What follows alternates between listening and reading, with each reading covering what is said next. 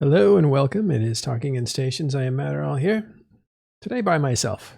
We got a lot to cover, and we're going to give you some source information as opposed to me reporting a lot of it. Over the weekend, all four major groups, or more than that, but you had the Imperium, you had Horde, you had Legacy, all having state of the war meetings with their crews. Some were shorter than others, and we have some of that audio for you today, so we'll go right to those sources. Those are the primary sources. But in addition to that, we have some bullet points for NC. And Legacy we couldn't get any information on yet, but we'll start working on getting that. There probably is a recording out there.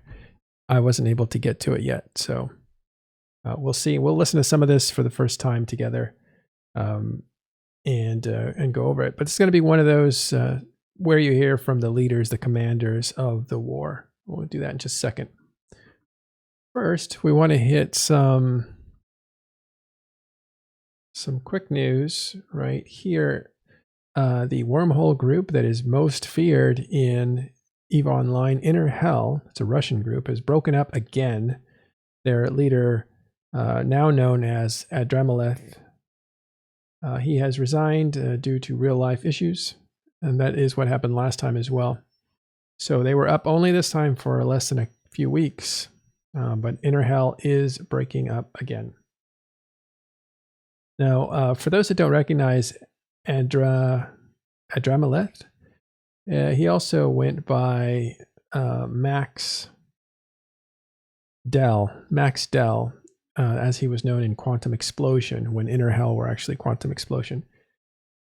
He has, and before that they were Blood Union, and so Max Dell, as he was known to me, is just an interesting leader that was able to put up such dominant groups over and over again in wormhole space. So one of the most interesting guys in EVE Online, really, as far as accomplishments. So here is the announcement in Russian, not translated, but you can see he's telling everybody that they are not going to go forward.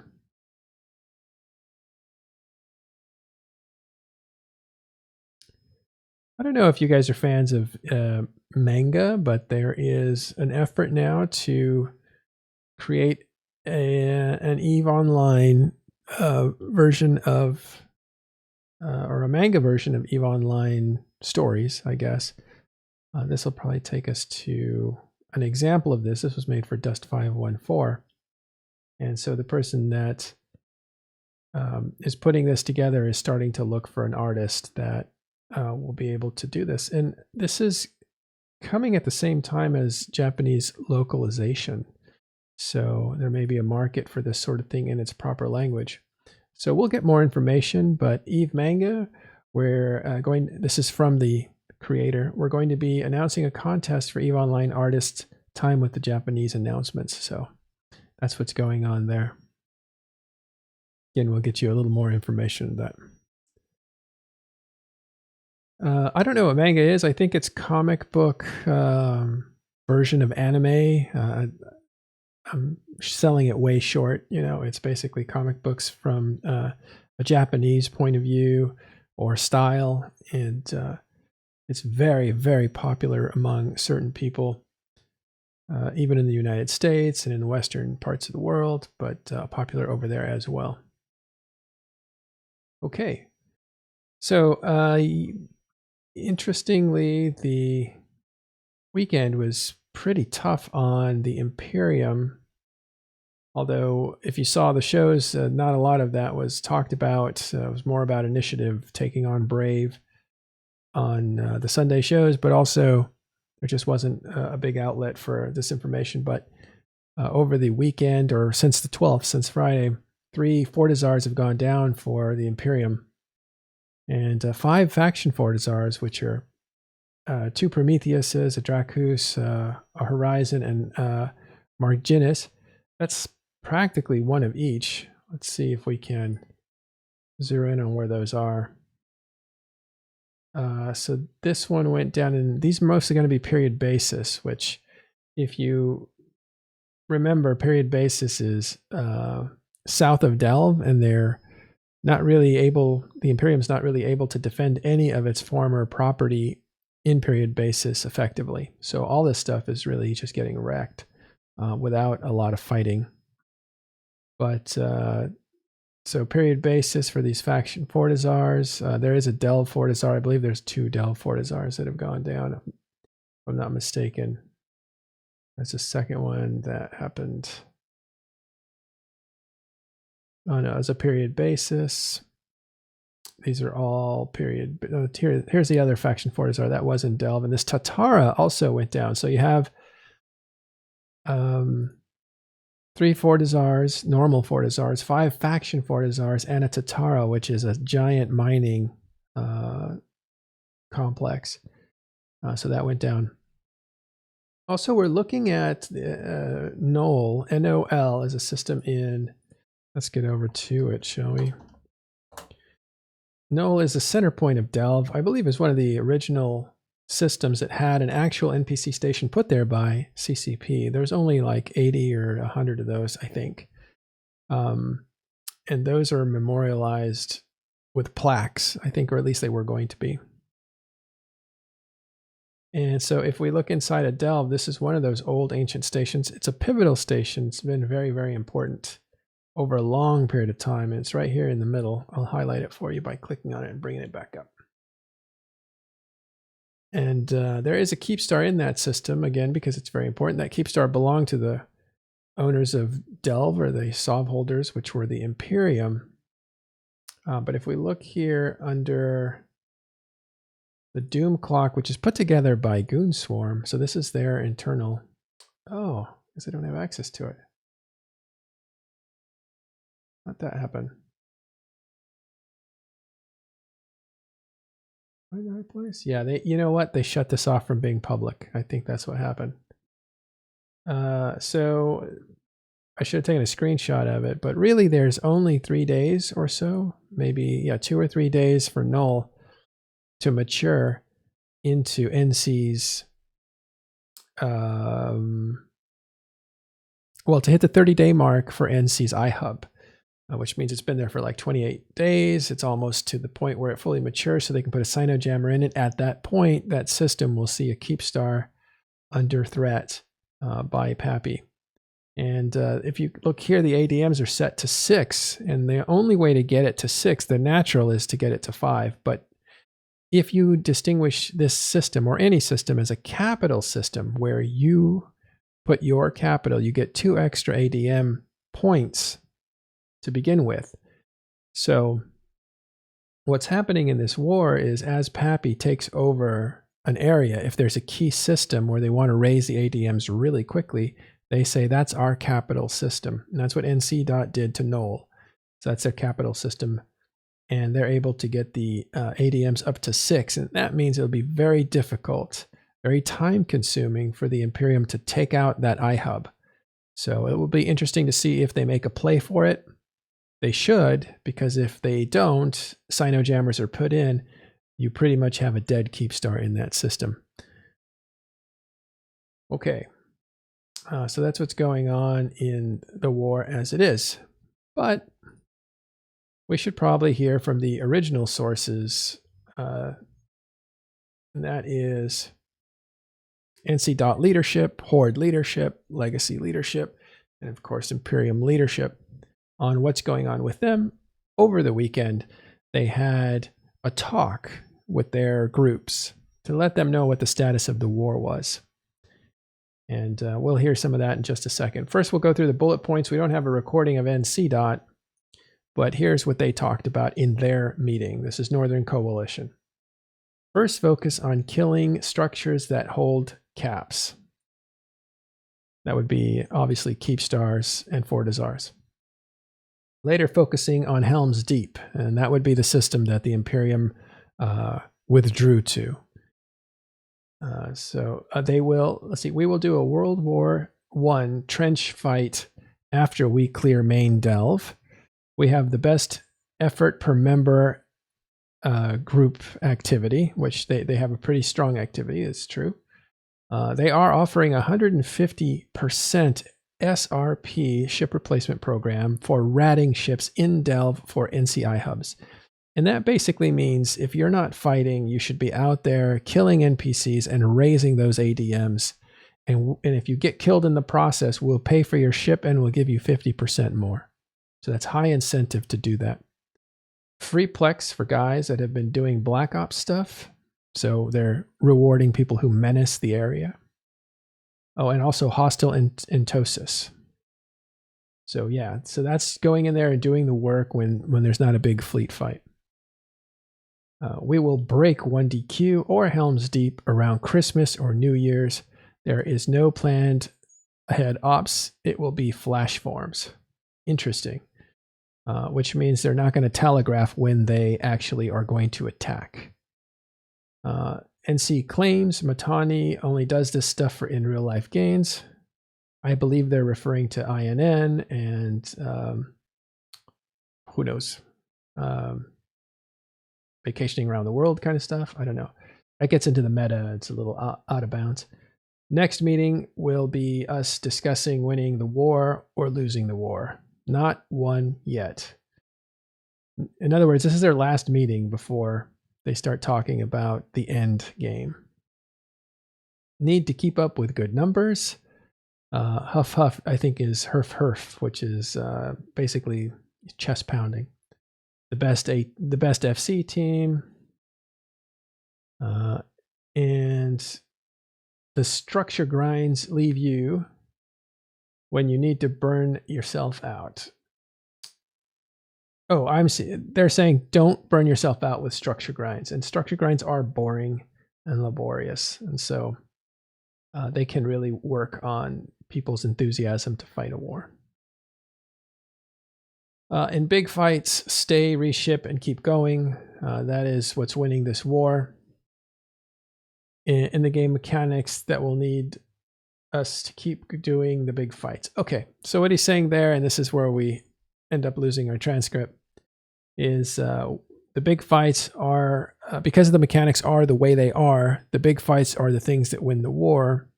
And so showing up in those big fights and continuing to show up, which means if you get killed, get back into a ship and get back into the fight, that is the recipe for success, because that is what's winning. Okay, Legacy had PL. I think he did 20 minutes talk. We'll try to get that audio for you, if not today, tomorrow. I can't get it today. And here we have Horde's update. And Horde's update is from their leader and some FCs, their leader being Gobbins. Horde Alliance Town Hall with Gobbins answering questions, saying stuff, and having FCs say stuff. Gobbins talks briefly about roaming in Fountain and having a lot of fun stealing ESS. He talked about that before. Talks about changes to fleet doctrines. An Edencom frigate doctrine is rolling out. That's interesting. Those are electrical ships, basically. And they are the counter to Triglavian ships, where a Triglavian ship will have one laser doing a little bit of damage, but ramping up over time. These Edencom frigates actually blast 5 or 7 enemies at the same time, doing the exact same damage each time. So those are enemy ships, they're counterbalanced ships. Okay, they had reasons for that. Capital stimulus changing to pay for people for Dreadnought skill training milestones ahead of the Apostle milestones. The Apostle being a fax machine, which is a logistics ship repairing ship, due to capital changes in the meta. So they need more Dreadnoughts than they need repair ships. And that has to do with the way mechanics work now. You're better off getting a lot of DPS out first than trying to sustain your ships from dying second. So emphasis on doing damage, not trying to repair damage. Currently talking about economy change. Talking about economy change is something, an effort of you might be making less ISK, but compared to others, you're proportionally doing fairly well. This is something that we'll hear about in a minute. And not going into any CSM details, but CCP is trying to find ways to drain stockpiles, and that's one of the things that they are looking for to see about scarcity. Hold your breath, and waiting for scarcity to the end is a bad idea. Things are going to be different from what they were. Better to learn new ways to make ISK than just to nerfs. So this is advice that Gobbins is giving his group, is saying don't wait for scarcity to go away. It's not going to go away. And they are draining stockpiles. And those are the stockpiles that older players have over many, many years, whether that be minerals or salvage or wreckage or planetary interactive materials. Those stockpiles need to drain. Nothing will really change until a lot of those go away. So don't wait for that. You need to get in there and make some money a different way. Don't wait for it to change. All right, so that's Horde. We'll actually listen to some of that now. Let's see. And this is the voice of Gobbins that you'll hear first as he introduces himself. And we'll go about 15, 20 minutes with Gobbins, and then we'll switch over to the Imperium and what they're talking about.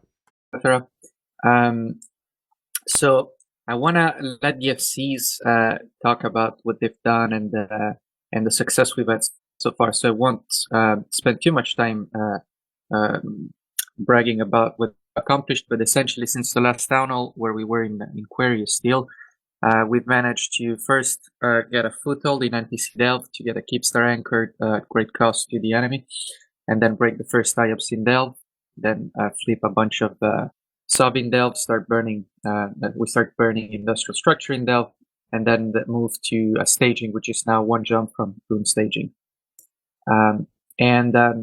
Currently, the current strategy that is being implemented is that in order to kill some of the key Keepstars from Goon, we are basically capturing the IOP and then defending the IOP for 35 days in order to be able to install a Sinojammer. And then killing a Keepstar under a Sinojammer is much easier than without the Sinojammer. In fact, it's almost impossible to stop somebody from killing your Keepstar if they can Sinojam the system. Just like it's mostly impossible to attack a Keepstar if a Sinojammer is up. So this is why you're seeing the current strategy of almost a defensive switch when it comes to the front line, where we spend a bunch of time defending IOPS. That's because we need to be able to keep those key IOPS alive without losing them even once in the time frame of 35 days in order to activate the Sinojammer and kill the Keepstar.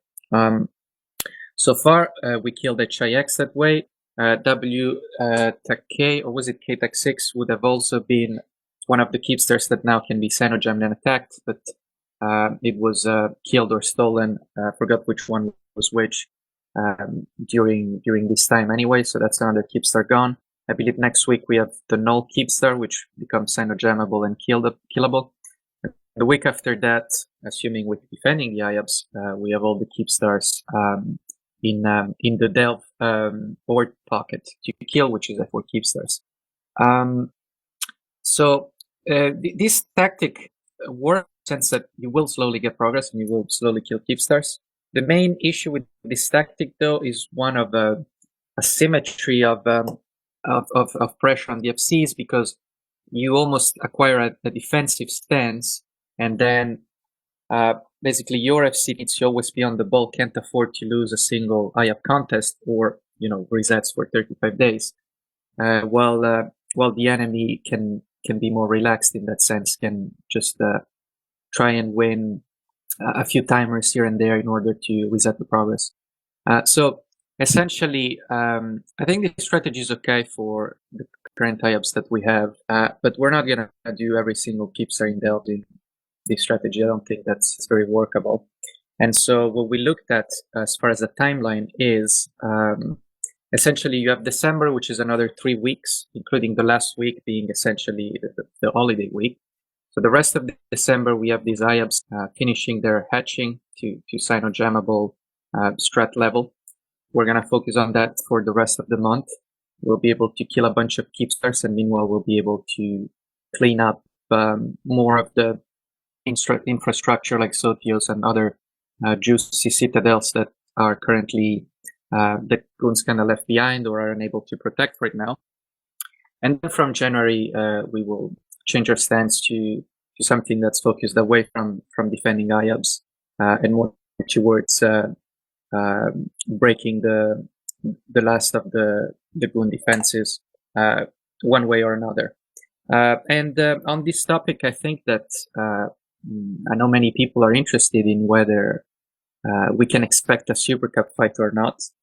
And that's something I think it's something that's fun to discuss and theorycraft about. I wanted to do it in the second section when the FCs also come in. But just to address this question that many people have, personally, I think there's a higher chance that people believe than a Super Cup fight will happen. Because at the end of the day, I think that both sides have kind of built an expectation of the use of supers, and that at the end of the day, if a structure is not, if Keepstar is not Cyno-jammed and it is contested with our supers, then there is a huge expectation by their line members that they will defend it with supers, and then you may end up in that situation. I can see a Super Cup definitely happening, and I think it would be a bloodbath, which is something interesting and exciting. In the old system, the problem was, before Super Cups got a bunch of nerfs, the problem was that if you weren't in a situation where you would really win the Super Cup fight, essentially you were risking a very unilateral type of loss scenario where you would get thinned down by volleys of doomsdays, and then your volleys of doomsdays wouldn't kill anything due to tie-dye lag, people crashing. So we've seen that in X47, for example, and other fights like that, meaning that there was a lot of hesitation from the weaker side to take on a Super Cup fight. I think what some of the fights we've had against supers, like the Boson Trap and like that other one in Aquarius, I think, was it 49U?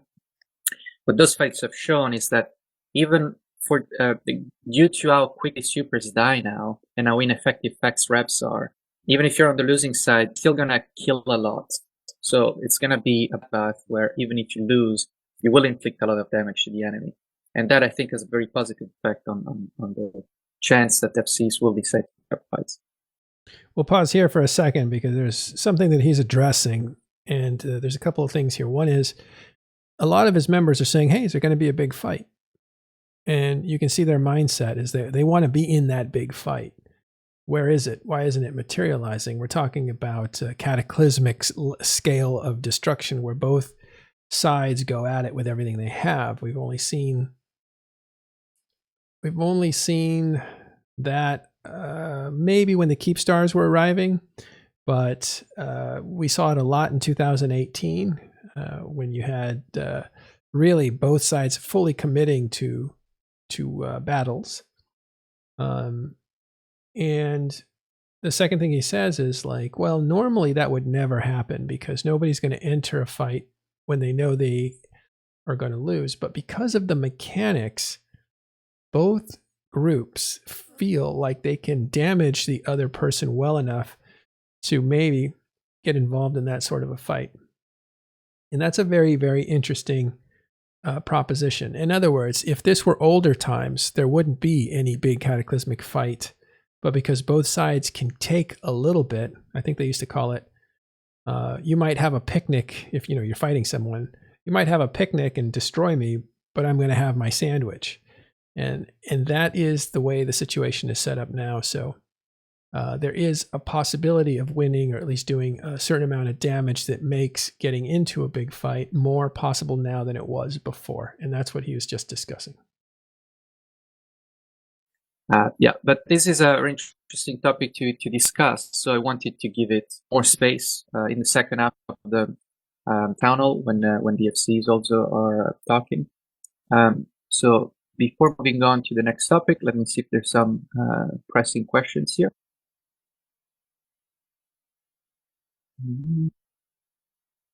Ilian, have you seen any questions? I've landed on the anniversary of Pearl Harbor, and we tried some kind of sneak surprise attack on 1DQ, and it didn't work out at all.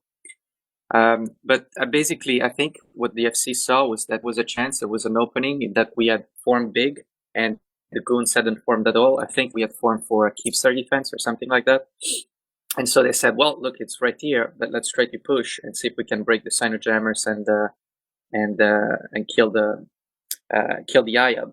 and then goons form very quickly. So in that sense, that type of headshot attempts, I can totally see the FCs trying and taking taking chances. And otherwise, at least for us, for Horde, like I wrote in the ping recent ping, I think a couple of weeks ago, 1DQ is definitely our kind of goal, symbolic and real sort of goalpost, line in the sand, call it what you want, our objective to destroy 1DQ. So depending on what you mean by headshot, then the answer is yes. And the other question was about NC-Blacks and more pockets in Dell. Definitely. Real quick, he was talking about, the question was, are we going to headshot 1DQ, which means attack their capital and destroy it without destroying the body of the army? And they did give it a shot. It was an impromptu. It turns out it was the anniversary of Pearl Harbor. It failed, but it was an opportunity that they saw evolve as they were putting up a keep star and there was no resistance. Well, you have 2,000 people together with no resistance. You might as well take a shot at their capital and see if they can form fast enough, which the Imperium did do, and they successfully defended against PAPI and won the day. The second question, I forgot what it was, so we'll see what it is here. Definitely, if we can keep these IABs alive, the anti-black, putting up anti-blacks is a no-brainer. So for sure there will be one from Detect W to ZXV, which means you can directly go from one jump to the staging directly to the edge of fountain and then mess around it. Then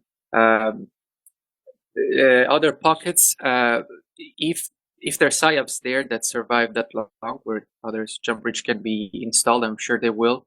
I know test plans to move to Dell. The timeline is not really clear. If they do, of course, they will have all sorts of priority for the state. You need to leave there. But apart from that, if they don't, or well, they aren't, then I'm sure nobody has anything against us crabbing in more pockets in Delta. In fact, it's encouraged because it keeps the ADMs up. While I'm at it, I think it's worth mentioning that Fountain is an interesting place right now. I tried to go there. He's going to talk about Fountain next, but what he just talked about was putting up bridges so they can move around Delve better. And what he's saying is that's something they may do to encourage people to rat and to mine and to use the space, because that will raise the ADMs from the reverse attack. As PAPI is coming into Delve, they are putting down infrastructure that they need to preserve, the iHubs, infrastructure hubs. And to do that, you need those ADMs up. And to get the ADMs up, you need to rat, you need to mine, and you need to fight, or actually occupy it for a number of days. So it's all within their benefit. Next, he's going to talk about Fountain and what he found in Fountain when they attacked it. There myself with the blob speeds, stealing from ESSs. It's been a lot of fun. I was surprised by how little resistance exists in the region right now to just roaming around, stealing stuff. It's kind of, I don't know, it's kind of a depressed region. I thought that there was more rebuilding that had happened, and I was looking forward to a sort of having a bit of a second, I don't know if I would call it revenge, but when we did clear Fountain, they made a big deal about having flipped back the IABs and sort of denying that we had achieved anything. So it would have been fun to then burn their stuff down again. But I have to say there's not much up, so I'm not sure exactly what else we can do to Fountain. But if you are, I've seen a lot of, if you are a roaming bean that likes to go like 2-3 friends and mess around in Fountain, and I've seen a bunch of those already, you actually can get a decent evening in the region by just poking at the SS, and then the locals sometimes form a few, like they reship from the ratting ships and they start to fight you. So that's the current situation in Fountain. I thought I'd include that as well. Let me see other questions. Yeah, a lot of questions about the war. I think we can then discuss later, like any plans to destroy good anti-black city. Of course, we destroy any hostile anti-blacks that we can.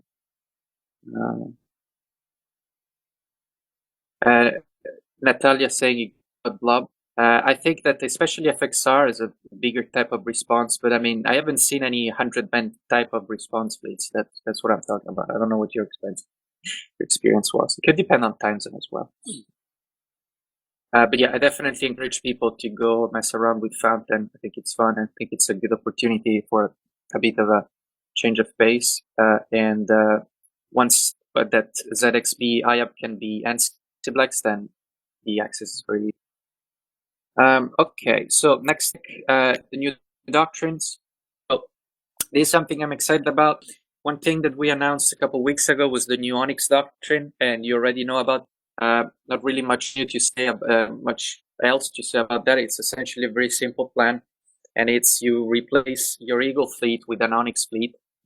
It performs worse in terms of direct, PvP exchange against another fleet. So it's something that you do when you're already in a subcap superiority, but it still performs okay in terms of applying damage and in terms of being able to shoot at other hack. And the big advantage, though, is that now you have something like 150 onyxes, 200 onyxes already on field, meaning if the enemy tries to use supers and try to use tether games to use supers, but then sort of reduce the risk by retethering if things go wrong, now you can say something about that.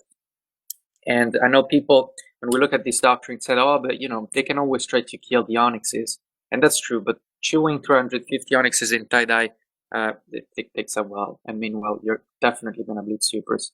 Another thing I like about this doctrine is that, in a normal scenario, let's say a super cup fight starts, you start rage pinging for Hictors and Dick to come to the battlefield because now the fight escalated and you want a ton of bubbles. But due to the tie-dye and just the time it takes for people to form and bridge in, by the time all those new bubblers show up, essentially a lot of the stuff you wanted to tackle has gotten away. What this allows you to do is to have those initial onyxes there, and then as the onyxes die, you have those waves of new guys coming in with the bubbles. And last but not least, this is a bit advanced, and I don't know if we'll manage to pull it off, but I think there's a very cool perma-reship strategy that could be used by synergizing this Ig fleet with people that have alts in super carriers. And with the new clone vet bay, essentially you can reship directly at your super carrier, respawn in the same system. And according to people who did the mass test on CC, when you do that, the server kind of teleports you, since it's in the same system, teleports your dead pod. And you don't have to reload the system, meaning that tie-dye wise, you save a lot of time. I don't know if that's true. I don't think anybody tried it in the real server, but if that's true, that's kind of terrifying for the enemy, because it means that those Hictors just keep coming until not only the Hic fleet has been killed, but also all the reships from the super carriers. So he's talking about a new doctrine for Horde. They're trying out the Onyx. And just out of curiosity, so that you guys who weren't here a long time ago, I believe this is the old Onyx. It's hard to look at, but it looks totally different. It used to look really different. It was lopsided, had one big wing, and you can't see the other side. There's not much on the other side. And they totally changed the way that looks to something a lot more symmetrical. They changed ships in this way. I believe it's easier on the server. See how different that looks?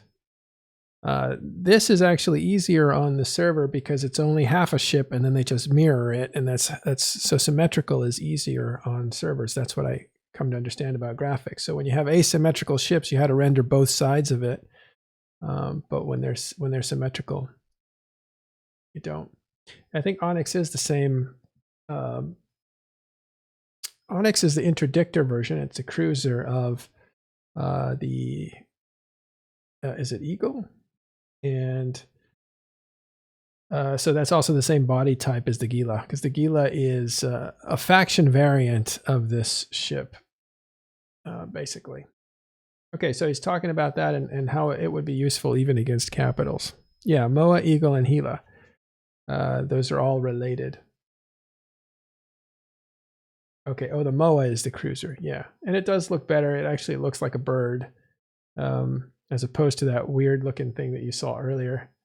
But I remember, because there's a few ships in EVE Online that when EVE Online was first around, the ships weren't symmetrical. So they very much look like what you would imagine something looking like without gravity attached to it. And this is, I believe this is another picture of that same thing, the Onyx. So that's kind of what it used to look like. Isn't that cool? Yeah, totally different look. All right, let's get on with some more of Horde, and this is Goblins again. Anyways, that's just another potential advanced option to this doctrine that I'm excited about. And as we said in the last ping, if you can't fly a eagle yet, train that first. If you already can fly eagle, or even better, a eagle and a dictor, then essentially you can already fly this. You can fly a Serb and a dictor, you can already fly this. And otherwise, it's worth the cross train. Right. So Nick, thank you for clearing that up. The Eagle is the hack, so it wasn't based on the Eagle. It's based on the MOA. The MOA is the standard T1 cruiser, and then it has copies that are Tech 2, same body style, but more powers. And the Eagle is one of those. It's a heavy assault cruiser.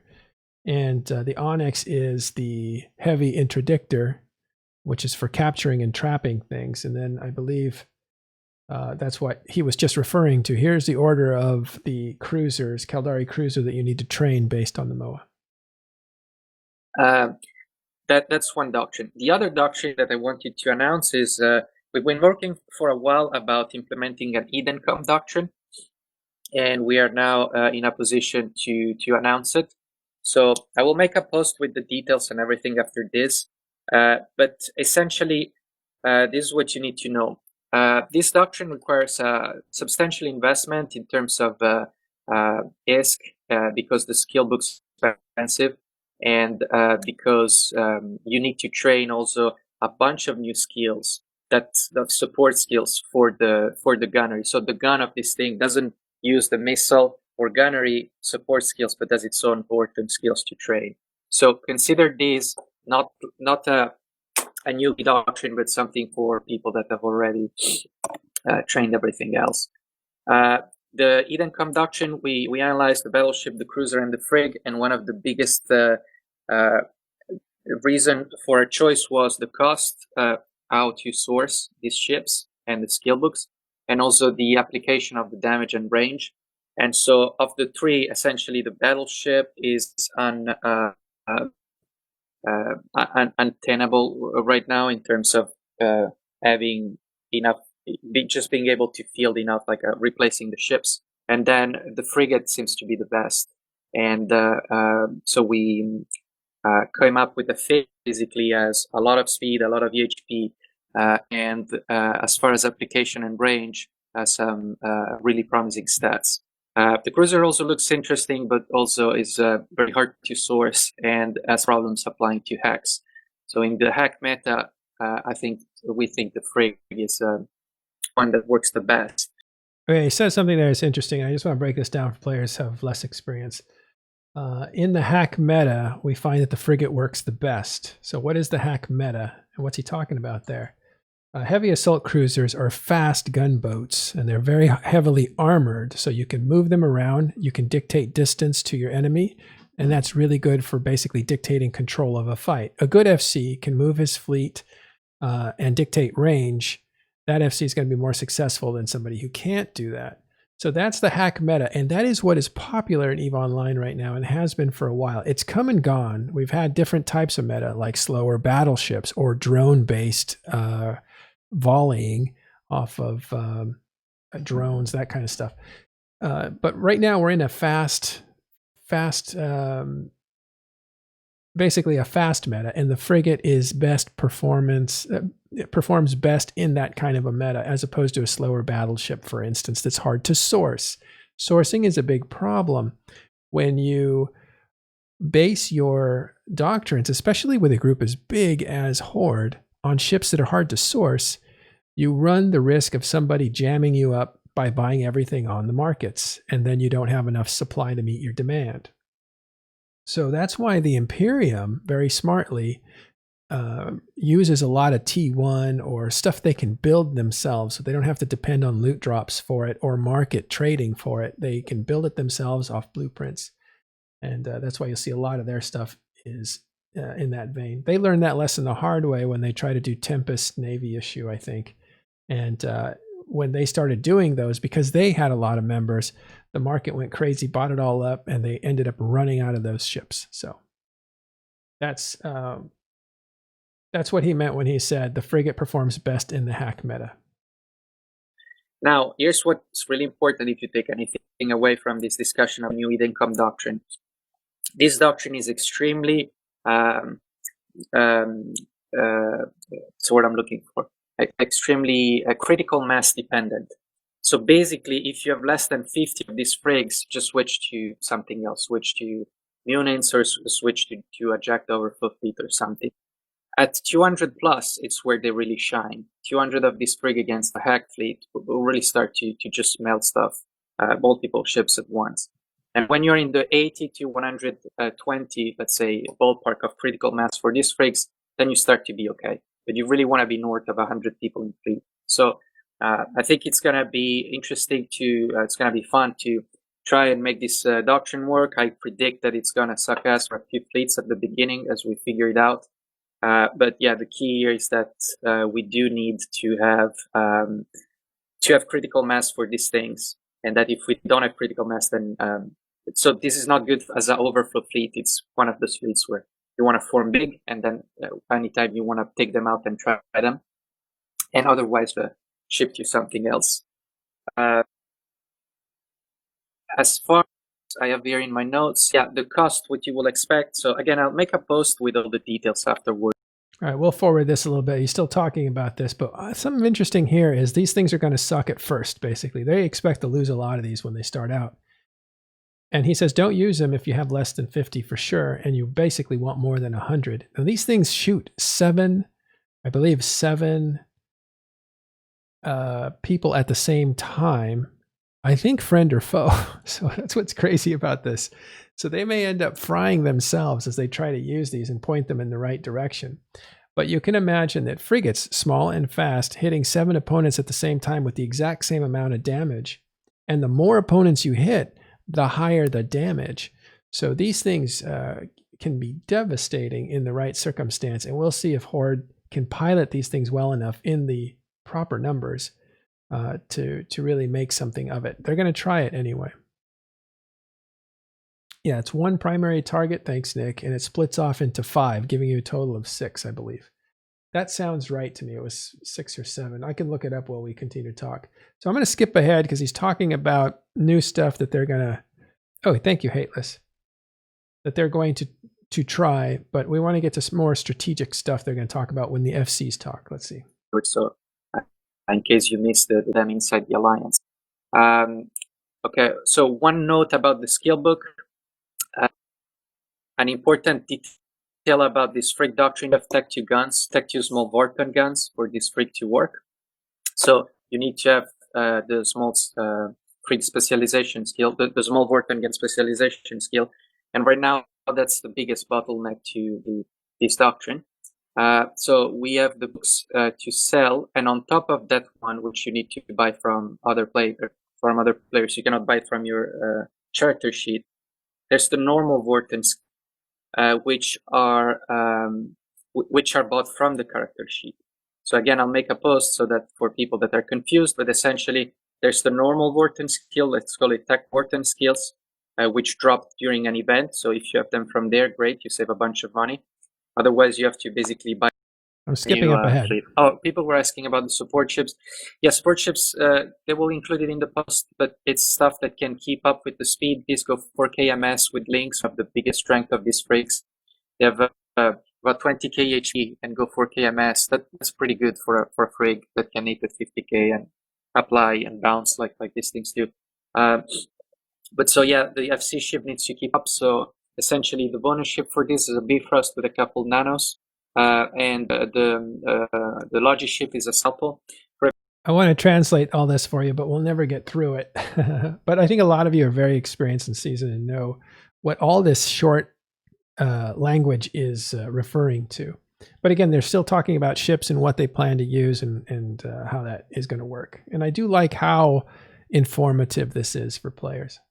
FC ship, a Harpy can reach that speed with a couple nanos and the rest max tank. But I thought FC, they don't really like FCing from an RP. They might try to FC from a monitor still, which slows down the rest of the fleet. But the fleet might still be fast enough, even if slowing down to the speed of a monitor. So that might be another support ship for this. Yeah. Okay. I think we can move to the next topic. Yeah. Okay. Wait. Somebody PMing me. Try not to PM me and instead put it in the town also. I don't have to PM a bunch of stuff. Okay. Ray's talking to thousands, possibly, of people, hundreds at least. All right. Next topic is changes to the stimulus, which is a broader topic about how the meta for capitals and supercaps has changed. So let me get to the from January. So from next year, from January, we plan to stimulus work. Right now, we have a stimulus for apostles and for titans. It works like this: when you are training for an apostle, you sign up on a web page and you receive doubloons as you're training for the apostle, and so as a reward as you are training for it, and then when you complete the training for the apostle, you get a free haul. That's our apostle stimulus. And then we have a titan stimulus where anybody, essentially it's simpler, anybody that buys a new titan gets 5 billion ISK back from the alliance as sort of a bonus or a stimulus to help him fit and the skill book for the titan, etc., etc. All right. So to whoever said that war is always the same, the leaders get rich and the members get poorer, that may be true in some places. But what you're hearing here is some of their programs, and every alliance will have some type of program to keep their members fighting. And to do that, they support them. In some cases, they just replace what you lost with a certain percentage, either all of it or half of it or whatever. But he's talking about something different. If you go and buy your very first ship in an SRP program, that won't help you because it's a ship replacement program. You have to lose it in order to get any money, but you have to buy the first one. Well, they're talking about stimulus, which means that if you buy your first one, we will give you part of the money back so that we can get you into that ship even quicker. And so we plan to change that. The reason that is that we believe the meta when it comes to cap and super cap fights has changed to where faxes are not nearly as important as they were before, and super caps are much more fragile.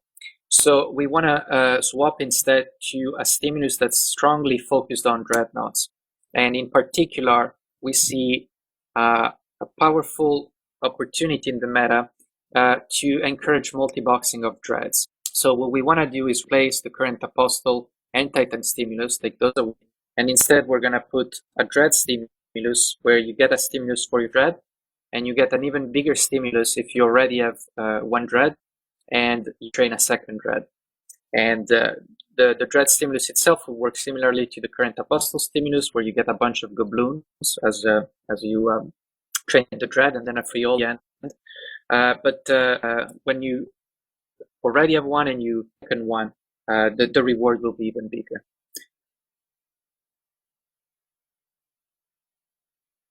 So what it just said is they essentially are going to really push people towards. This is not to say that really push people towards dreadnoughts. We said that's what he was going to say earlier, and this is where he says it. They think the meta is primed for not one dread, but people using two dreads, multi-boxing them. So they'll pay you maybe a certain amount for the first one when you buy it, but they'll give you even more for the second one because they want you to have two dreads on the field at the same time. And that is a way of magnifying a player. So you can have 100 players and have 300 dreads on the field, for instance. And with a group like Horde, that is going to be a significant dread bombing force. That we discourage getting into the very aspirational goals like getting a super carrier, getting a titan. But we wanna focus the portion in a sense while we encourage people to be the dreadnoughts. Furthermore, the old Titan stimulus at 5 build was good when Titans were cheap, so before the scarcity patches.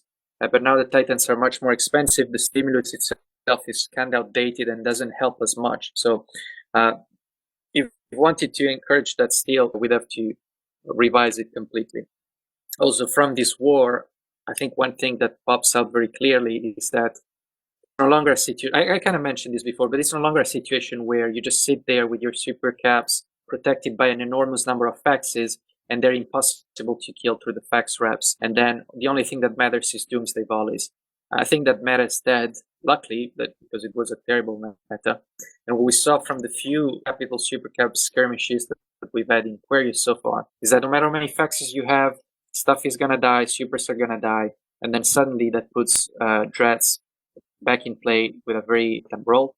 The other thing I want to mention about dreads, for those that missed it, some may ask what changed in the meta. I'm a bit, out of the loop.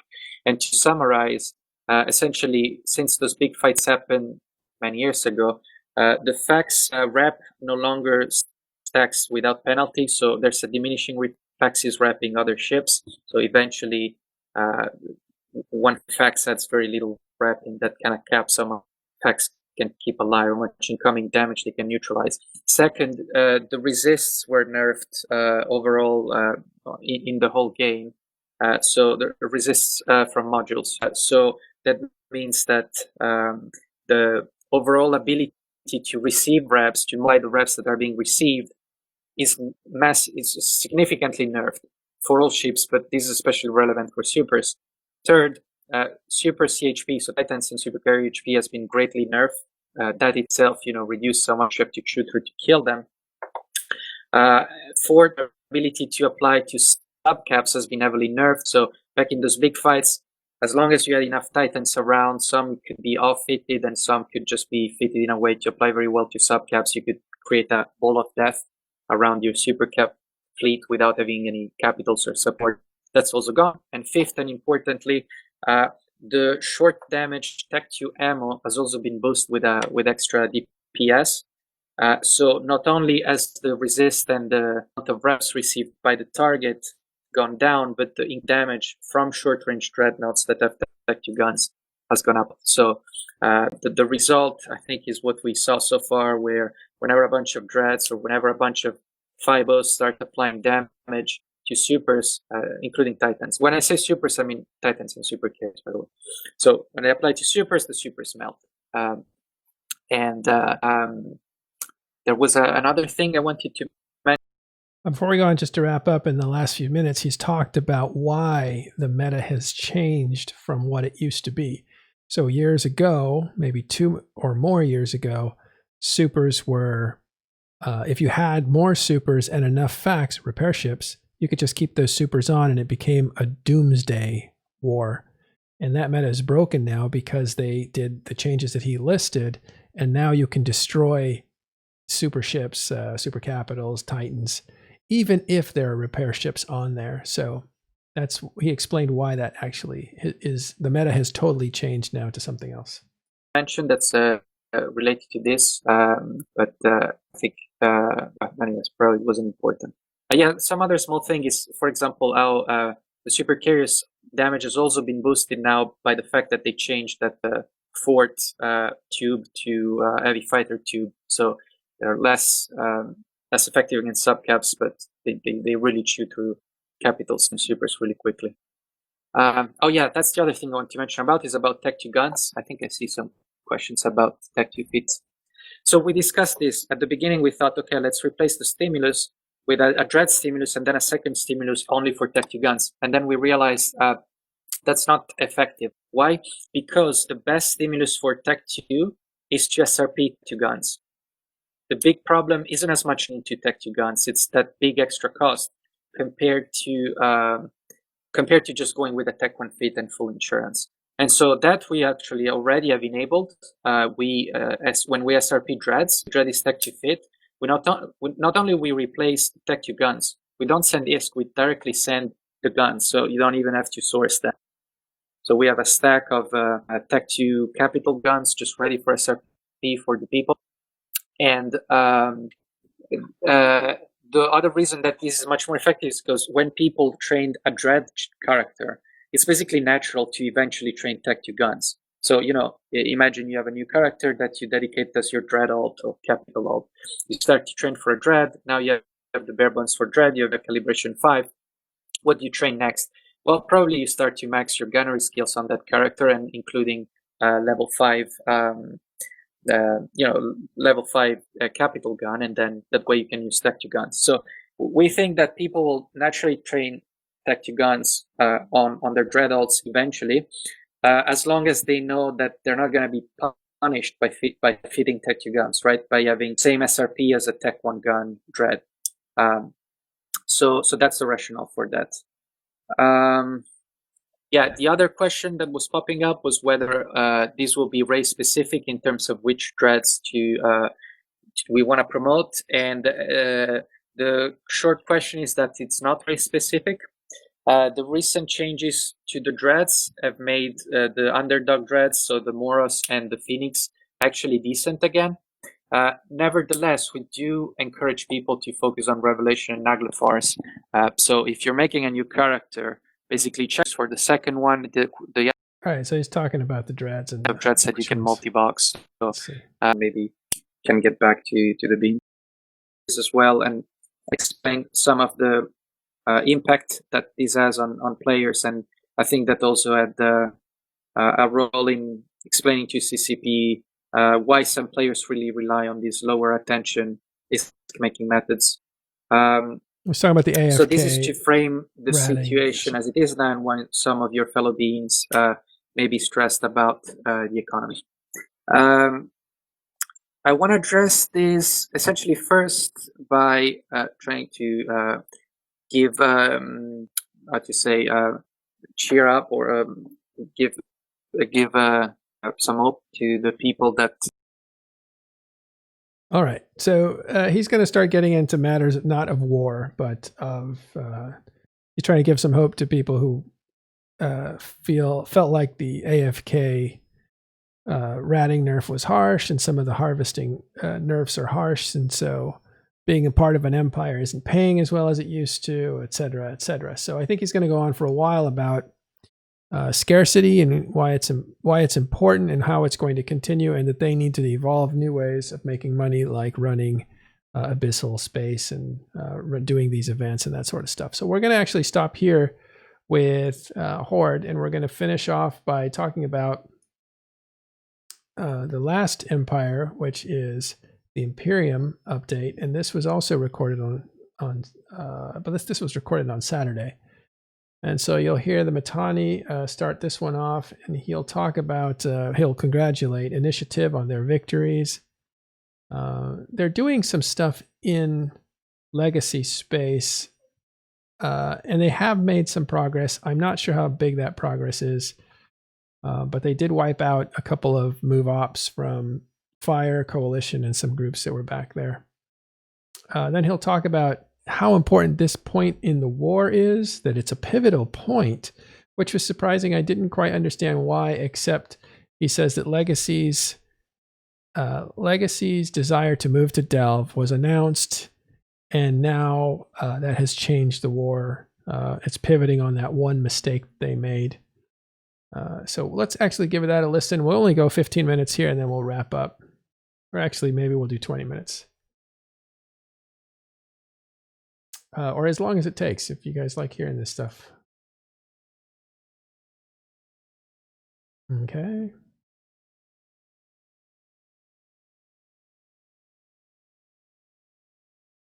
I'll get that back in just a second.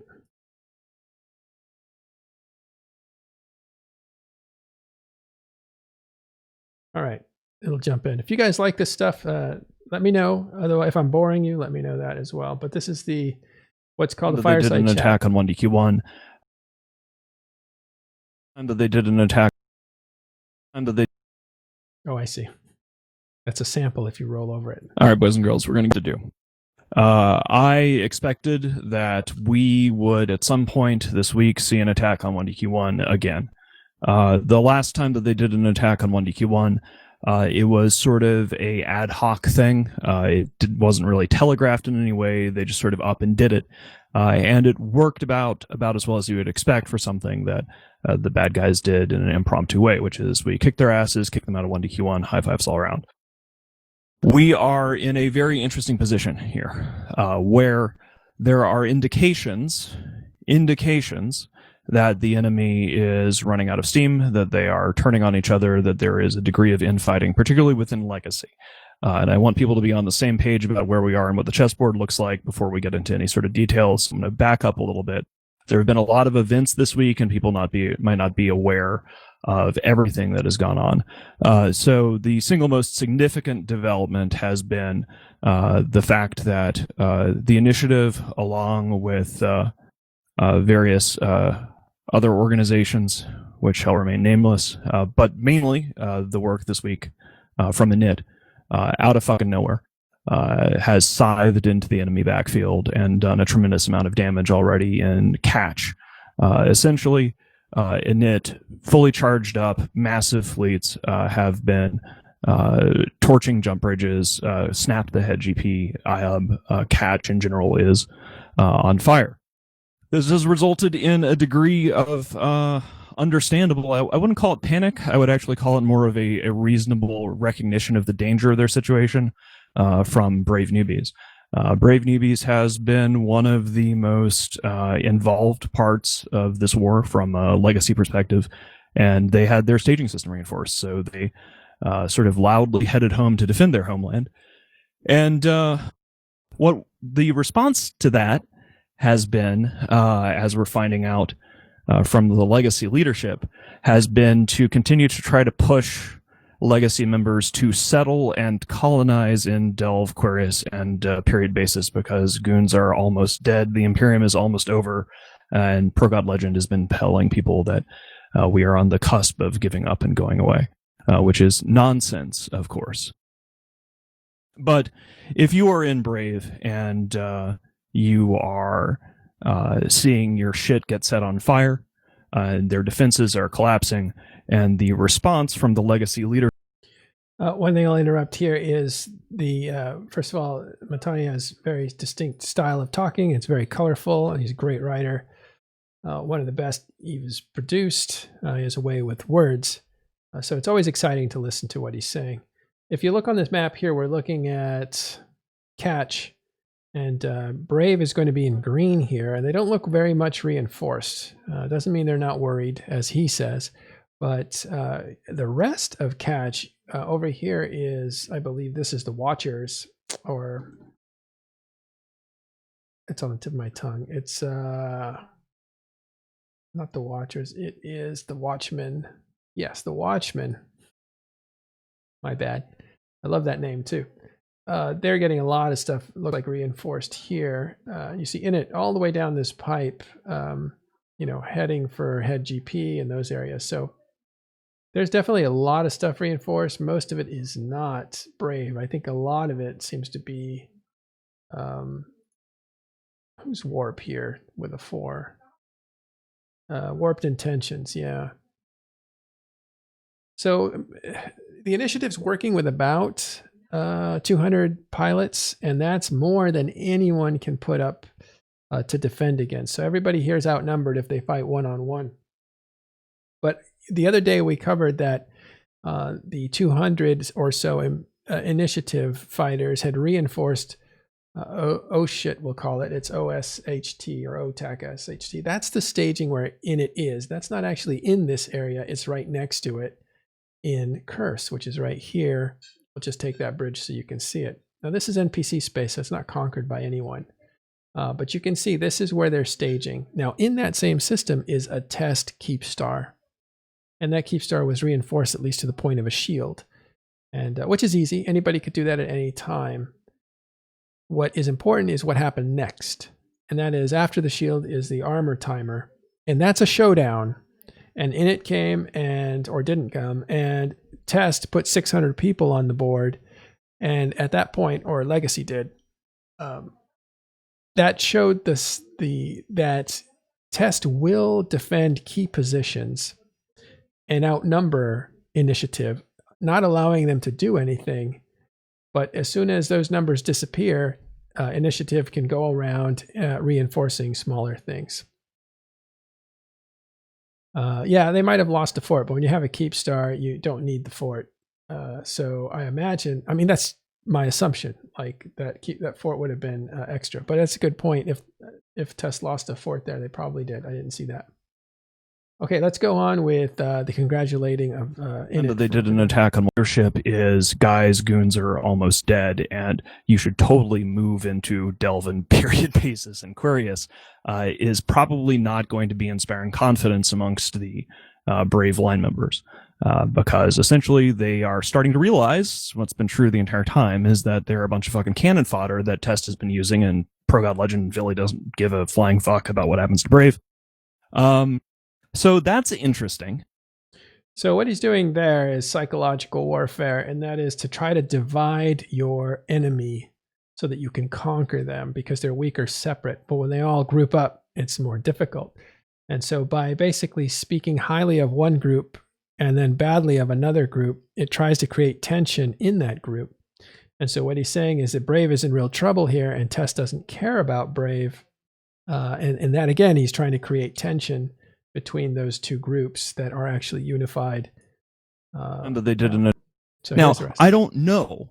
I don't know how these people are going to react. I don't know if they're going to react by saying, you know what, fuck Pro God Legend and fuck all this nonsense, or if they're going to dutifully fall back in line and go back to being Intosa slaves or whatever. But the counteroffensive is working. It's working really well. We're very happy about that, and we want that to continue. The counteroffensive is the initiative counteroffensive that's happening in Catch. All right, so let me take a look at some of these questions here and check my notes. So one of the challenges of starting to win a defensive war is if people think that, oh my God, this is over, or that it's anywhere close to over, or that we are anywhere near out of the danger zone, that we will snatch defeat from the jaws of victory.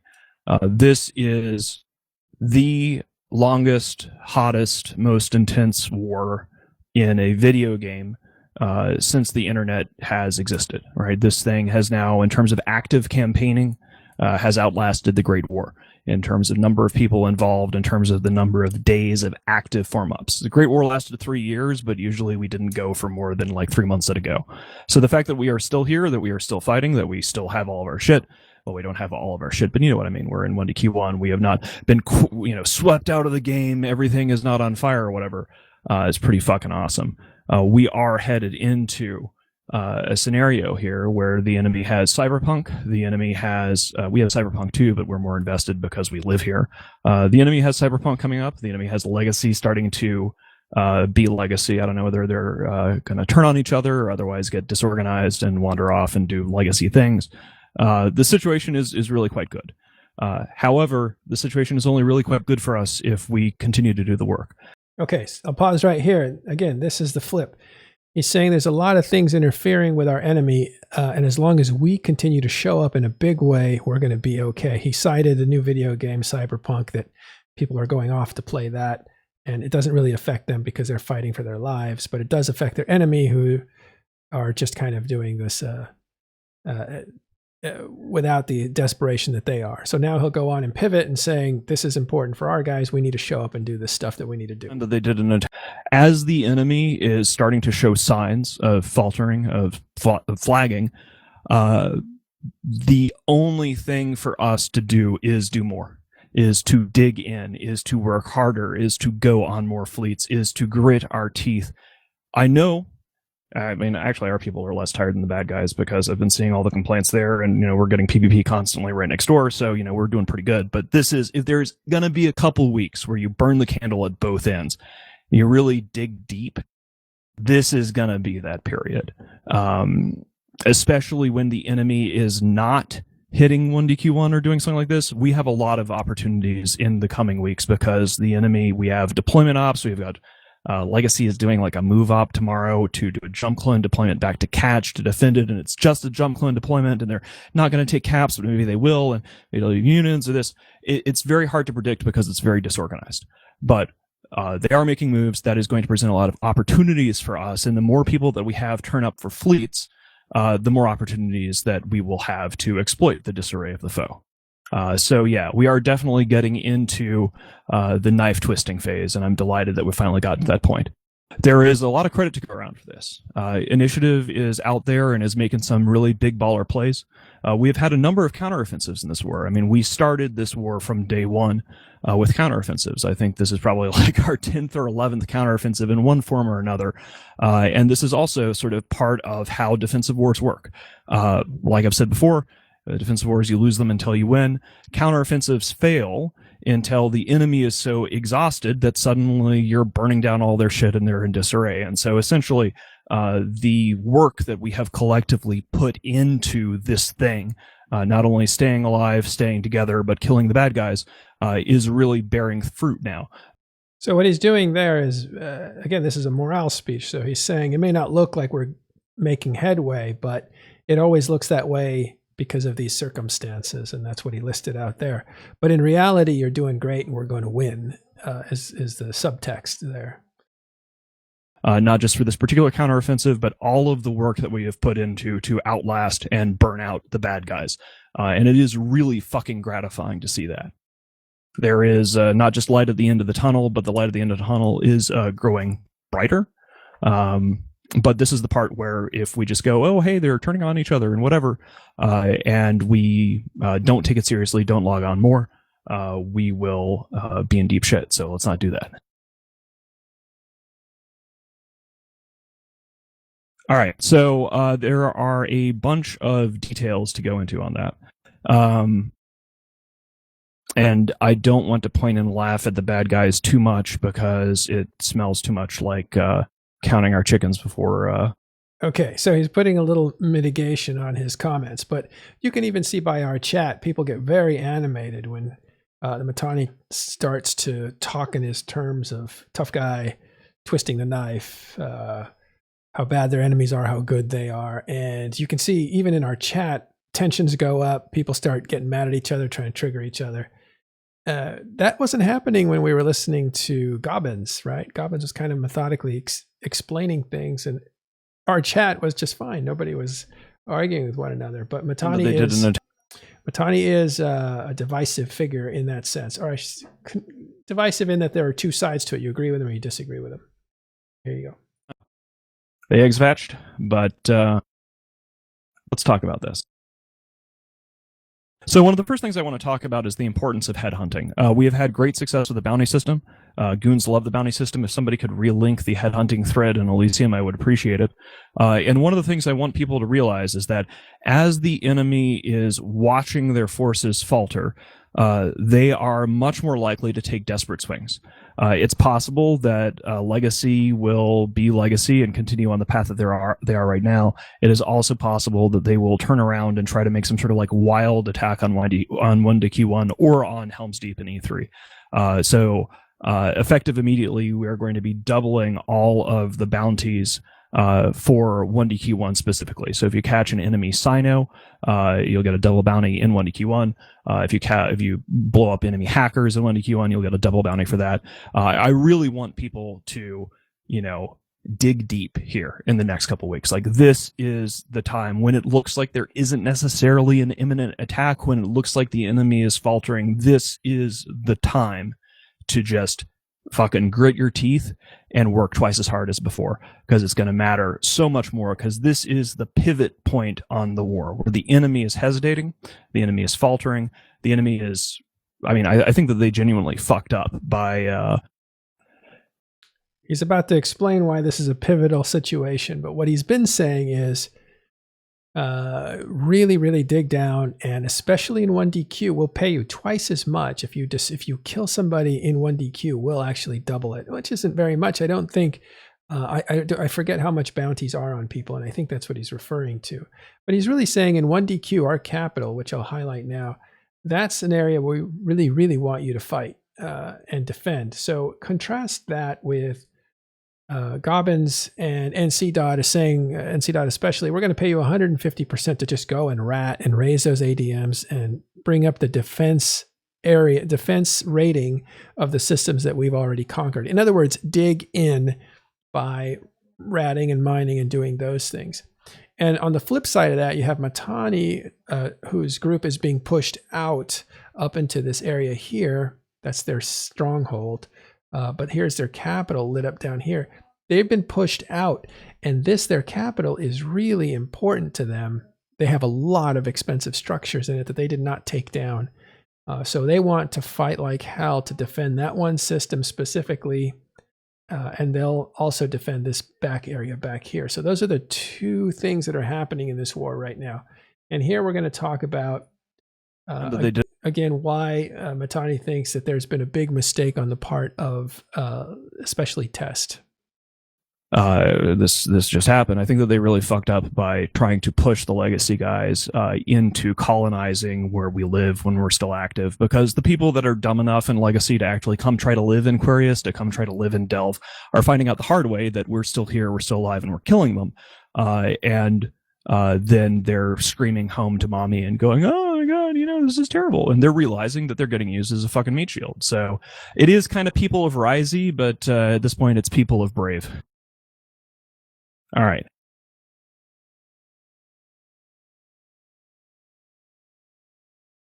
He's looking at his now. notes. I do expect, and we are starting to see indications of this. I do expect some sort of big swing attempt. I think we need to prepare for that. I think that there is going to be some day here soon. Who knows? Maybe it'll be over the Christmas holiday.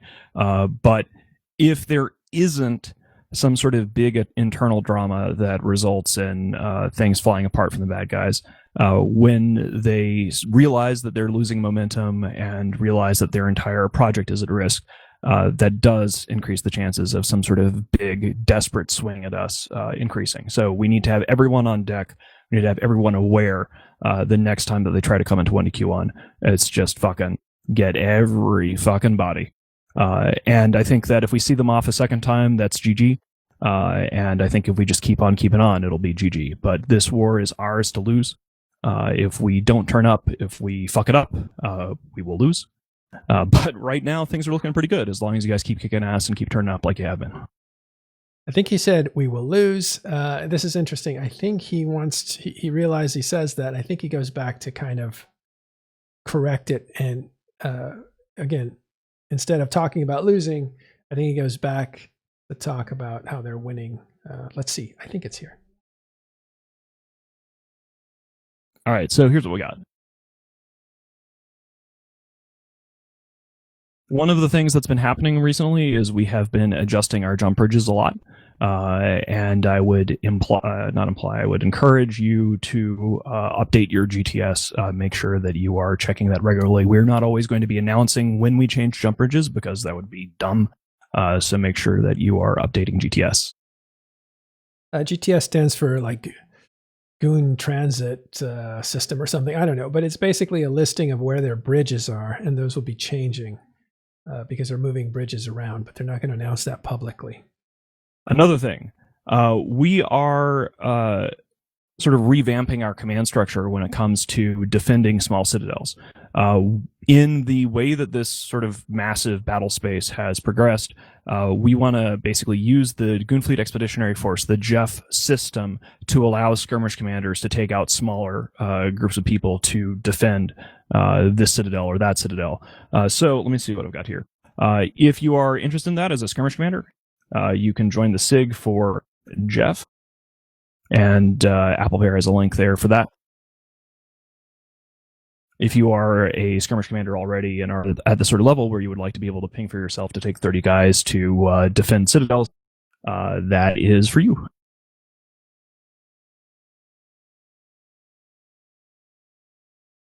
We have a shout out here for a pretty substantial donation here. Two cousins from ASCII donated about 50 billion ISK. I thought that was kind of funny, so I left it in there. But he's giving out a shout out for guys that donated some money. We'll skip ahead.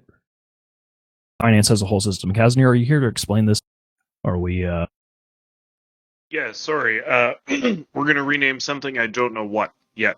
So we renamed the faction forts for the larger donors today. So what they're doing here, and this is interesting, is they're allowing people to buy titling rights to structures. And it's a way of saying thanks to people who are donating money to the cause. Remember, the idea of proposing war bonds is something they talked about earlier. It's not implemented yet as far as I'm aware of, but they just want to soften the soil for that kind of seed. In the future, they may need people to invest in the effort. And here they're saying, well, here's another idea where we can raise money. Let's let you name some stations as long as you donate. That kind of thing. I worked out some IT issues.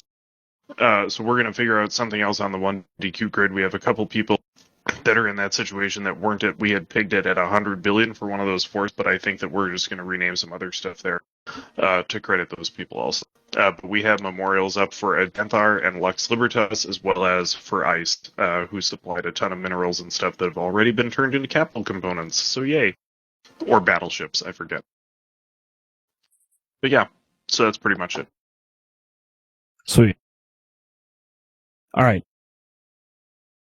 Let me look at Elysium and maybe take some questions. This has been an interesting one because I expected today that we would all be together and in ops defending 1DQ1 because the last 48 hours were the critical time for them to be hitting 1DQ1, and tomorrow they're doing a legacy move op or some shit. I don't even fucking know. All right. Questions about naming, about auctioning the naming of the Imperial Palace. That would actually be hilarious. We'll do whatever finance says is necessary. We've talked about setting a 5 trillion ISK like sort of stadium naming rights for the Imperial Palace, but we weren't sure whether we wanted to pull the trigger on that. All right. Not sure if they're joking about that or not, but here are questions. PASP doing move up. So here's the basic situation that they're in. They have a real problem, which is Initiative was the first Imperium organization to really bear the brunt of this war at the early days of this war. Fountain, as we all know, was hit first by the bad guys, and I think that they forgot about it. I think that the enemy was so desperate to convince themselves that they had glassed Fountain and killed the Initiative that they forgot about Dre, basically. If you want to make a macro level analogy about how organizations functionally have like hit points, we're a bunch of big fatties here in the Imperium, and we have a lot of fucking hit points as an org.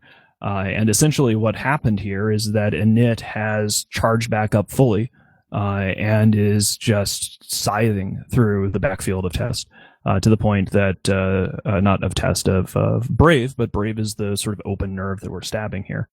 So, it's really quite ideal all the way around. So we don't quite know what Legacy is going to do about this, because now that their backfield is getting hit hard, Test has to prove to their coalition that they are proper coalition leaders. And we know that they're not, because they're fucking Test. But essentially, Brave and these other guys are going to find out the hard way that Test is not actually going to defend their shit. When Esoteria started coming under trouble from our earlier counteroffensives, Test was like, oh, well, we're going to move into Delve, and Esoteria, you might lose stuff. And now that Brave's shit is getting hit really hard, they are still pushing the line of just move into Delve and everything will be fine. So let me stop him there just to try to clarify what's going on here. He keeps talking about Brave getting wrecked by the Initiative, but then he says Brave's backfield getting scythed, which means like, cutting. And it's true, there's a lot being reinforced back here by the Initiative, but Brave largely is not really, there's just two systems. HGP is a very popular system and really hard to defend because it connects to HiSec there.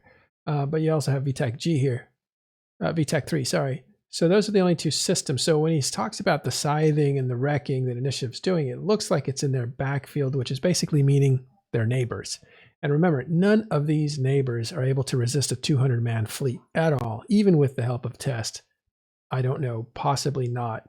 So this is something that would have been expected, but he's putting that pressure on, that narrative pressure on the back of Brave. And so I think that Legacy is discovering that the largest member of their coalition is not actually going to be helping them with their shit.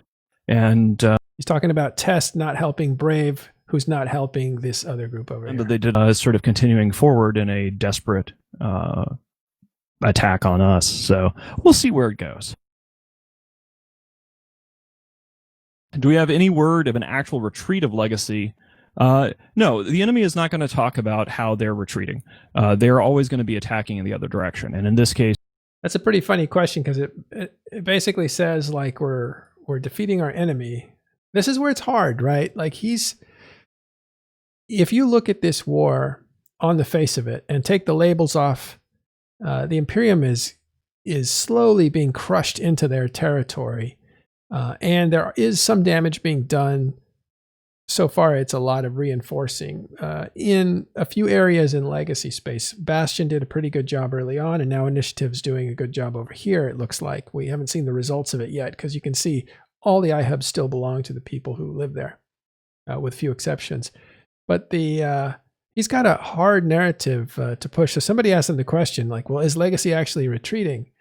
And he's like, no, they're not retreating, but that wouldn't be announced. It's kind of a funny question, good question.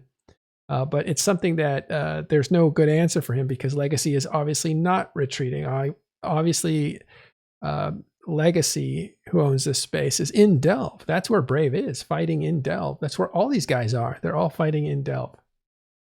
They are attacking in the direction of Catch, which is where we are attacking, where the init counteroffensive is really sort of gotten stuck in. And they're not going to say, oh, well, we're doing this. They're gonna say that they're either taking a break, or that the real fighting is in Catch, or that they're going to be back, or whatever. You're not going to see like a formal acknowledgement of the enemy retreating. Now, interesting additional point here. According to Mob, and I'm not familiar with you, so I'm not sure what the credibility is, but let's assume it's good, that TW, which is the Watchers or the Watchmen, have put out a statement to their members that they are merging with Legacy. So you would think that Brave and Test would be supporting those guys better in Catch. Okay, I misread that. I thought it meant something else, but here you go. Now, if we set all their shit on fire and if we have a surge in participation, then it'll be a different matter.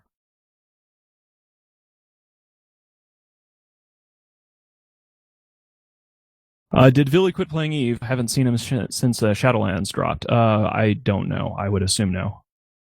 That's a WoW insult. Can we get an opinion on CCP changing the military and index upkeep requirements at this point, mid-war? Well, this war has been lasting longer than, I think, certainly longer than our enemies expected. They thought that we would be over and done a long time ago.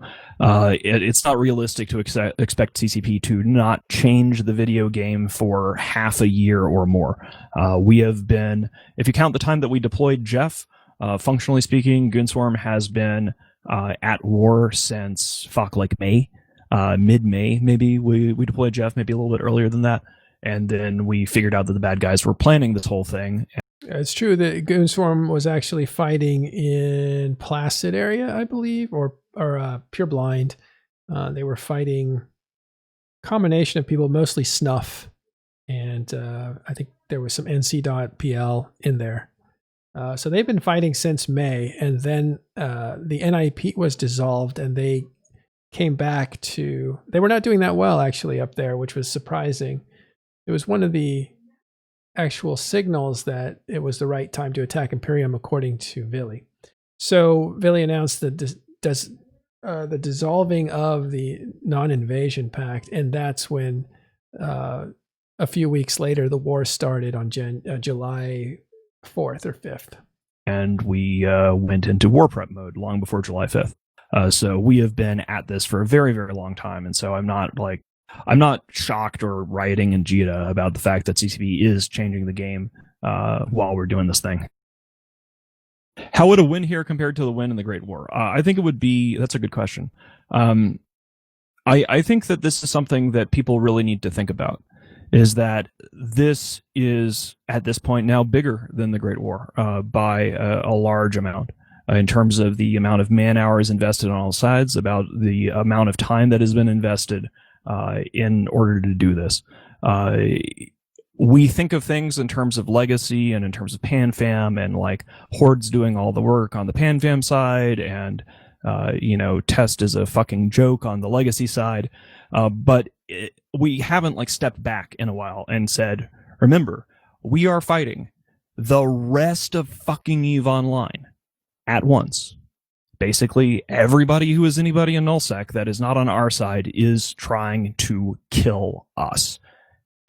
So he's not completely wrong there. There's definitely most of the massive groups. He qualifies it by saying anybody who's anybody, but that would discount a lot of groups that are actually somebody up north. Everyone from Trigger Happy to even the Wrecking Crew, which is in Providence, to Dread Bomb. I think that's an alliance that's part of that. So there are people out there that are significant that aren't involved in this war. They're participating wherever they find some third-party action, but they're actually doing other stuff. But he is talking about the bigger names like a Pandemic Legion, a Northern Coalition, a Horde, Test, and groups that are aligned with them and follow them. And we are still here, more than 6.5 months later of constant war.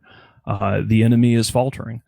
This is a tremendous accomplishment. It is an absolutely tremendous accomplishment. But it will only be a tremendous accomplishment if we keep it up. If we fail, if we falter, it'll all be forgotten. It'll be all for naught. But if we keep doing what we're doing, and if we pull this fucking thing off, this is going to be the greatest victory against the worst possible odds in the history of online gaming. And that is something that will be written about in history books. And I want you guys to keep that in mind. Like, look at what happened in Empires of Eve Volume 2. So as we go into these next couple of weeks, think about how you want to be remembered as we get to this, the most vital phase of this war. And I, for one, would like to have Empires of Eve Volume 3 begin with, oh, hey, there's this casino war thing. We lost our shit. And then, oh, hey, the enemy didn't have their casinos anymore. And they threw everything they had at us, and we still won. That's how I want the next volume of that book to end, is with the good guys winning again. So let's. Okay, so one of the things I used to work at Imperium News. In fact, I was one of the more or less creators of it as we transitioned it from the Matani.com. This was stuff that I did while I was there for 2 years. And in that, I wrote an essay, and I got a lot of flack from it, but saying that if Matani manages to keep Goonswarm alive after they got pushed out of the North in 2016, if he manages to keep them alive and they survive, it will be one of the greatest comebacks the game has ever seen. And that's exactly what happened. They grew into an empire that a year ago was the strongest empire on the board. So it was the greatest comeback you have ever seen after being displaced up north. And so I think when he goes back and says, look, I want history to look at us and say, essentially these guys that attacked us in 2016, they lost their income, and then they attacked us without their income and they lost. And so that's what he's hoping to see. And that's the narrative he wants his guys to push for by actually showing up and doing all the fleets and stuff. And let's make that happen. All right. I'm going to take another couple of questions here, and then we're going to get going. I have not played Cyberpunk yet. I am going to be waiting until after the war is over, at which point I'm going to reward myself by buying a long overdue new rig rather than trying to make Cyberpunk work right now. Bingo. Skip that. Congratulations, guys. I haven't actually checked Bingo out yet today, so I didn't know what the how many squares. Just a little fluff. We'll get past it here. If we win, are we going to fuck test first? That is something that is kind of in progress. When I say it's kind of in progress, I mean that if the counteroffensive continues the way that it has been, and these things could sputter out, but Init is on a vengeance rampage, and we're doing what we can to help. But I don't want to overshadow what they have accomplished here. Like this Init deployment is fucking huge, right? Like it's a big deal. They're fully charged up. They're torching Legacy losing head is just a tremendous issue for their logistics as a whole. They know it. Test has failed to defend their people functionally. The members of Legacy know it. I think that the path to fucking test over, the counteroffensive works. If you have a counteroffensive work, you're burning down the enemy's shit, right? So if that continues to work, if that continues to gain momentum, if there is success there, that naturally flows into, that's the knife twist, right? That's the weak point in the enemy's system. You twist the knife there, and then the whole thing starts to break apart. And then that naturally leads into burning down test stuff. It's kind of funny, at the earlier part of the war a few months ago, the bad guys were screaming like all puppies do about how I was an evil spin master for saying that test is next, but then the path to test is next is through Brave. And it kind of looks like the path to test is in fact through Brave's backfield. So I think it's working out pretty well so far. We'll see how things go. Again, notice the qualifier, Brave's backfield, because he's trying to be accurate, right? They're not going through Brave yet, but they are hitting the groups around test. I showed you the map before. I'll show it to you once again. That is in catch. But that little qualifier is important because he's factually correct. The area behind test is getting wrecked pretty good. If you look at all these reinforcements here, you can't deny that. But test is intact. Sorry, Brave is intact, but not Brave's allies in this area. And that brings me to a point that Mobox had. He had actually said that it is working because some of these groups are having, or this group, the Watchmen, are having a hard time staying. So let me read this real quick. With the Eve changing around us, this is, by the way, I'm sorry about that. I hit the button. This is Chai Aki, and I'm assuming he's with the Watchmen. Yeah, right here, because it's TW. So he says, with the changing Eve around us, 2020's year of mining and ratting changes, sustained camping through some of the year, the coalition war against goons and Delve, in its recent deployment to Legacy's coming deployment to defend catch. We have been doing Eve on hard mode for a while now. With this changing backdrop, much of the future has not been clear until now. Yesterday and today, TW, the Watchmen, leadership have discussed the US-EU time zone corporation, with the US and EU TZ corporation CEOs. The alliance will merge with another legacy alliance in the coming months. Each corporation can choose their destination. I'm working with the CEOs to give those options, structures we currently hold and timelines, so things happen smoothly as best for everyone else. The Keepstar in ZXIC stays, a good collection point, and is on the Legacy Keepstar chain. Remember, that's the chain from Legacy to Delve. So that gives, it's basically like saying put your stuff near the railroad so you can go safely to the next destination, should it be Delve, or should it be somewhere along the railroad. Locally here in Catch, you can stay via Brave. In other words, you could stay with Brave, Evictus, and Warped Intentions, who are solid alliances accepting smaller corporations, keep current moons, etc. You will have great support with all those alliances providing solid wiki information, new pilot training, regular fleets of all sizes, FC programs, big ship support, and still be able to take part in the war against goons. Legacy's fortress will become Delve, Aquarius, and period basis. Essentially, he's saying, take your pick. You have options. You can stick around this area. You can join Brave, Evictus, Warped Intentions, or you can go to Legacy's new home, which is going to be Delve. So talk to your court mates and CEO about what's next for Eve, for you. Event Horizon Expeditions, I believe that's his corporation, will be going in the direction of Test Alliance.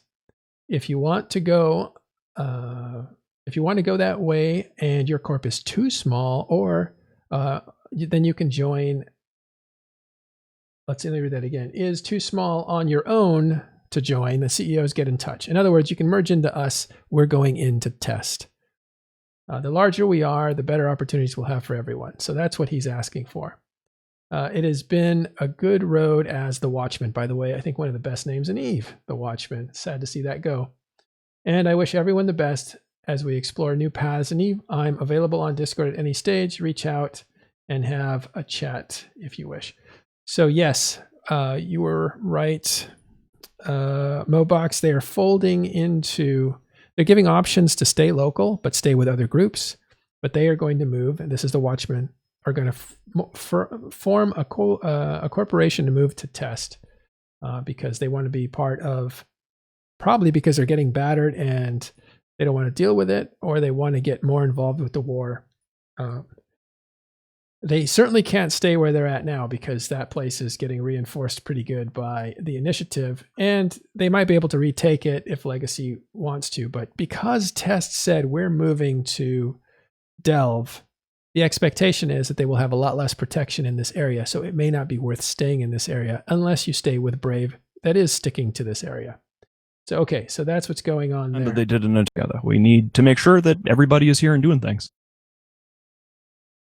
And this is the end of the fireside, which we'll listen to in a second, just a little bit more.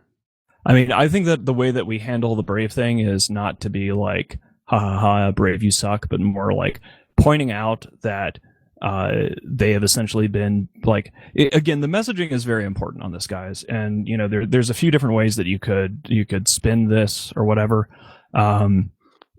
Obviously, the enemy is still here and is still attacking. Even if they're not burning down 1DQ1, they could attack 1DQ1. They can continue to be attempting to blow up our keep stars, right?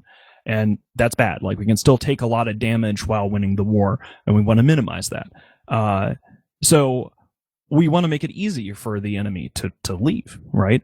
I think that giving Horde credit for doing a bunch of damage to us is a perfectly reasonable thing to do. If they want an official like gold star that says, Horde, you did a bunch of damage to us, great. That's their war goal. We talked about in the war update. I'm perfectly happy to talk about that. When it comes to the Brave situation, instead of going like, ha ha ha, you know, your shit's getting pushed in, you know, and it's killing you and making fun of them, I think that the point that we should be making is that it is Test's job as the coalition leader of Legacy Coalition to defend their people and to try to defend Catch. And Test has failed to do that. Test is not even trying to do that. In the moment where suddenly Brave is getting attacked, Test's reaction is to tell them to just colonize our space while we're still here and we're still alive. It's just bullshit. And the Brave line members know it, and now they're seeing it firsthand. And I think that we should ram that down their throats. Not so much the Brave guys, but, you know, point out that Test is not protecting them. They're using them, and that they're getting nothing in return while their shit gets burned down by us. Again, he's using the situation that the initiative is working on in Catch to create a thread that pulls Brave in and then pulls Test in, and therefore affects the PAPI coalition that's attacking Delve. In other words, if you burn down all these smaller alliances, that pulls Brave to try to help defend, and pulling Brave to help defend may not be enough. You end up pulling Test to help defend. And this is like a strategy. It's a neat strategy to try to pull Test back off the front lines to alleviate some of the pressure. Because if Goonswarm or the Imperium together can face numbers that are more like 1-to-1, they're going to have a better chance of actually winning some fights and getting some momentum. But right now they're outnumbered about 1.5 to 2.3 to 1, and that's just too much to overcome. So all the battles are already decided more or less when you're outnumbered 2-to-1. But if they can get Test knocked out to have to go and defend this stuff, that may create opportunities for them in Delve. And it is a strategy that has some potential to work. And us. Last couple questions here. Would we be willing to take in Brave if it ever comes to that, or side with them against Test at some point if it comes to that? I mean, my door is always open. I don't think that would happen, but, you know, Dinkle can get in touch with me if he feels like it. I don't think that would happen. I think that Brave has to realize for themselves that they have followed the wrong type of leader in the form of Villy and Pro God Legend, and that now they are getting confronted with the consequences of that, and how they react to that is up to them. Waste no effort to cast aspersions on Pro God Legend and Villy. All right. Every chance he gets, he's going to do that, because that's part of his job. Take one more question. Is to demoralize the troops against their own leaders. I don't know why this Nexus person keeps asking how I make money in the real world. That's a little weird. That is probably a spy trying to put him off message. We talked about NC Dot saying that, hey, Matani's just in it for money in the real world kind of stuff. I built a wall and made Tess pay for it. Yeah. So that what support do you have in place to help ratters who are affected by this war? That's a pretty reasonable question. So we have PvE is obviously a lot harder when you're in the middle of something like this. Can somebody please relink? I don't have the forum available immediately, but several weeks ago we got together and we posted a number of like guides and methods for people to be able to make ISK during a time like this. Could somebody please like dig those up and dump them in Elysium for Fight and Kill to see?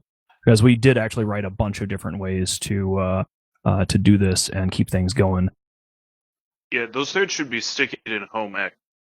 So if they're not, ping us, we can get those stickied. But there are a variety of things we can do, being abyssals and high-sec mining, and C3 wormholes, I think, were another. So there are a bunch of ISK making options out there. If you happen to be broke, like there's a lot of stuff we can do, even though CCP's been fucking with us for like 6 months straight. There are a lot of... I'm not sure if I heard that right, but he seemed to indicate that CCP was messing with the Imperium directly. And there's always that narrative that CCP is eyeballing the Imperium Goon Swarm specifically and trying to keep them in check because they're too strong in the game. So that might be a reference to that. I kind of missed the beginning of that. And that they did There's a lot of stuff on the forums. Thanks, Thanatos. All right.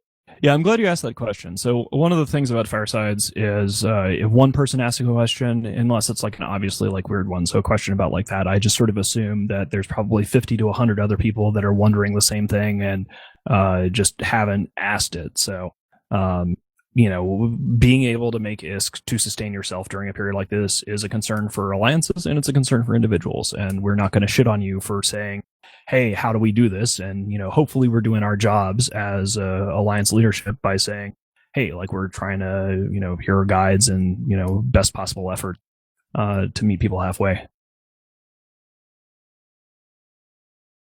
Shout out for the Intosis lads. Actually not bingo bit at all. So Intosising like motherfuckers is going to be one of the most important things that we can do in these coming weeks. We know that it's a very high burnout activity for the enemy to be on defense because we know it's a high burnout activity for us to be on SOV defense. And now that the enemy has hubs and stuff in Delve, we should absolutely be hacking the shit out of them at every opportunity.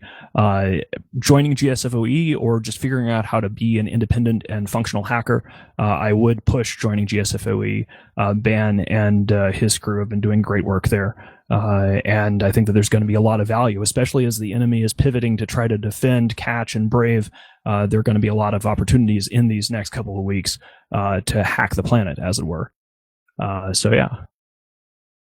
Okay, I am going to go ahead and end the Fireside for now. It's been an interesting one. I again thought that we would be defending 1DQ1, but here we are. We must prepare to defend 1DQ1. We must prepare to defend Helm's Deep. I need people to fucking push these next 2 weeks. Just because the enemy is faltering does not mean that there is not a shitload of work for us to do. And if we take this for granted, we will lose it. If we do the work, if we put in the time, we have a chance to win the greatest war in the history of online gaming. We're on track to do that. Let's keep it up. Thanks for coming. And see you next week.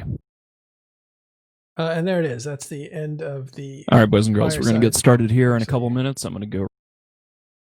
That's the end of the Fireside chat by the Battalion. That's Saturday, so that's what's going on. That's what he's telling his group. We heard a partial of Horde's town hall, which is different. Interesting if you look at just the perspective of how they label their talks with people. In Pandemic Horde, it's a town hall, which means like let's tell you where we're at and discuss, which is one way of looking at it. But the opposite is true in the Imperium, where it's a fireside, which basically means here's the leader telling you where we're at and here's our status and that sort of thing. And it's just, if you just think about how they label these two things, there's a difference in approach, which is kind of interesting. And the town hall was 2.5 hours, so we weren't going to play through that whole thing.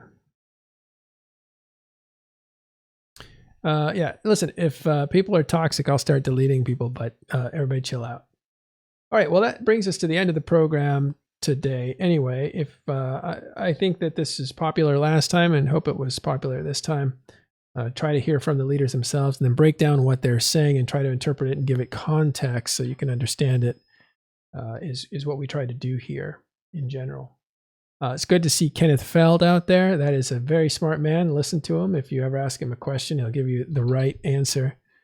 And also, everybody else that has been around, hanging around, thanks for contributing, especially the people who were doing it in an informative way rather than a PvP combat and chat way, which is okay sometimes, but you know, whatever. Really appreciate all of you guys hanging out.